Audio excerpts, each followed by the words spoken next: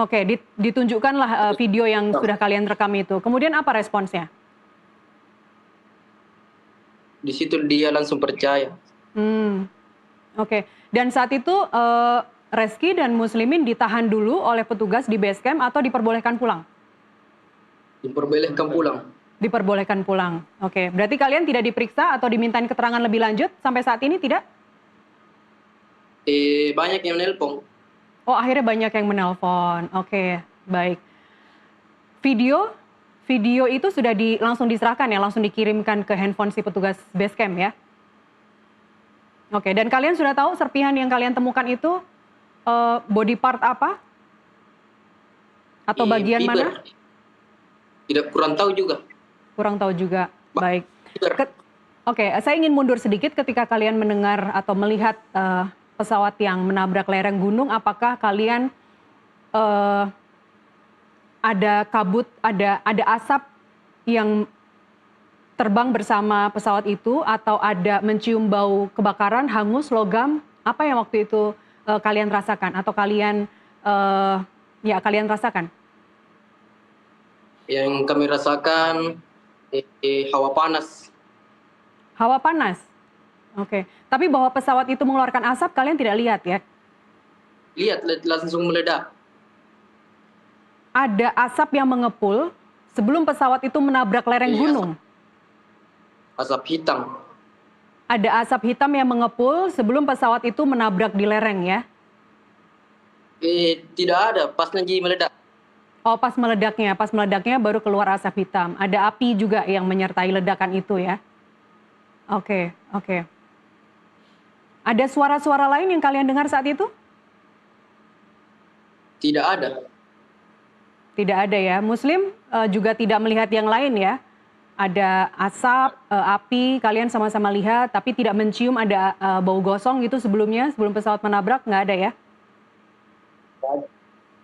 Nggak ada. Tapi tadi kalian bilang bahwa saat video ini dibuat kan kabutnya sangat tebal ya? Jarak pandangnya sangat terbatas. Bagaimana kalian tahu bahwa itu pesawat yang menabrak lereng gunung? Dari suaranya sudah terdengar. Oh, oke. Karena ada suara pesawat yang melintas di atas puncak gunung, kemudian ada suara ledakan. Baik.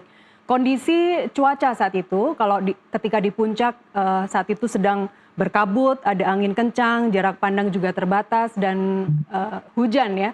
Sampai di base camp, apakah masih terus kondisinya seperti itu? Ya, sangat berkabut. Kalian sendiri kesulitan nggak untuk naik ke puncak gunung ataupun turun segera ke base camp? Seberapa terjal sebenarnya medan di sana? Sangat terjal, Kak. Sangat terjal ya, dan itu membuat kalian lebih semangat untuk naik gunung ya?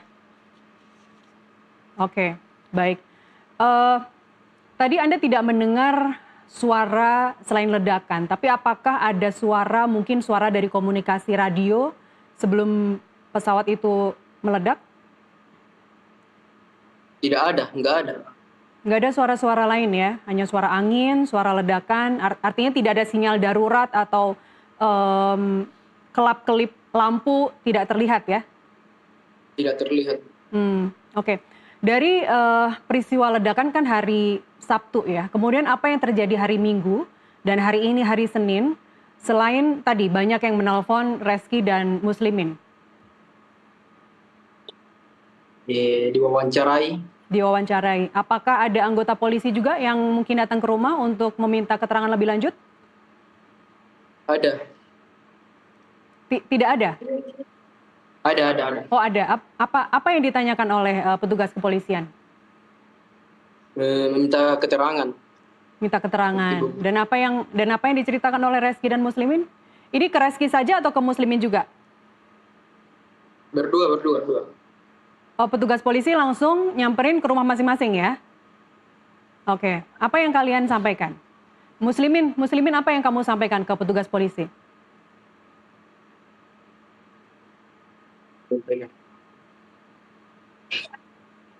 Menyampaikan keterangan Oke. Berarti menyampaikan bagaimana kronologinya gitu ya, kira-kira ceritanya bagaimana, terus apa yang kalian mungkin kalian cium, apakah melihat sesuatu yang janggal gitu ya. Jadi cerita Muslim dan Reski selalu sama ya, mau ke petugas base camp ataupun ke tim SAR dan kepada polisi. Ya, oke. Muslim hari ini masih sekolah ya, artinya udah nggak takut lagi dengan peristiwa yang dialamin hari Sabtu kemarin? Masih trauma, Kak. Masih trauma. Oke, Reski juga masih trauma? Iya, Kak. Apa yang kalian rasakan saat ini? Takut buat naik gunung lagi ya? Enggak. Takut? Enggak. Nggak kapok ya. Tapi kemudian mengikuti pemberitaan setelah itu, pemberitaan setelah jatuhnya pesawat di lereng Gunung Bulu Saraung, kalian mengikuti beritanya? Iya, Kak. Mengikuti, oke. Dari sekolah, adakah Pak Guru atau Bu Guru yang kemudian mendampingi kalian supaya tadi kalau Muslim trauma mendengar ledakan pesawat itu terjadi, apakah ada pendampingan dari pihak sekolah? Nggak ada sih. Nggak ada. Tapi sepertinya kamu udah senyum-senyum, kamu sudah mencoba untuk tegar ya, udah nggak takut lagi ya? Iya. Oke, karena tidak terbayang bagaimana kagetnya kalian saat itu yang baru pertama kali naik gunung, kemudian mendengar dan menyaksikan sebuah pesawat menabrak lereng gunung. Baik, Anda sendiri, Reski dan Muslimin, apakah ada menghubungi pihak lain selain tim SAR atau petugas base camp? Banyak, Kak. Kepolisian. Nggak, maksud saya kolonel. menghubungi. Dari kalian sendiri menghubungi pihak lain kan, kalau polisi dan tim SAR yang mempertanyakan itu ke Reski dan Muslim ya.